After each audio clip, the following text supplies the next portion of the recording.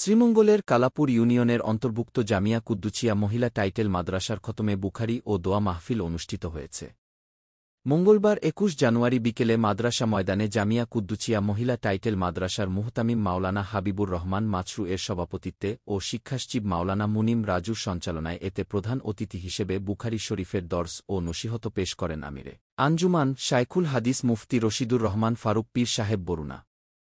বিশেষ অতিথি হিসেবে উপস্থিত ছিলেন মাওলানা আব্দুল মজিদ, মাওলানা জহিরুদ্দিন, মাওলানা হাবিবুর রহমান কাশেমি, মাওলানা রশিদ আহমদ, মুফতি অলিউর রহমান সাহেব বর্ণবী, মাওলানা শেখ সালেহ আহমদ হামিদি, মাওলানা শেখ নূরে আলম হামিদি, মাওলানা ইমদাদুল্লাহ খান, মাওলানা আব্দুর রহিম, মাওলানা জামিল আহমদ আনসারি, মাওলানা মুজাহিদুল ইসলাম শ্রীমঙ্গলী, মাওলানা শফিউল আলম, মাওলানা সাইফুর রহমান, মাওলানা হিলাল আহমদ, মুফতি হিফজুর রহমান ফুয়াদ, মুফতি আব্দুস সালাম, মুফতি রুহুল আলম, মাওলানা আব্দুল হাই উত্তরসূরি প্রমুখ।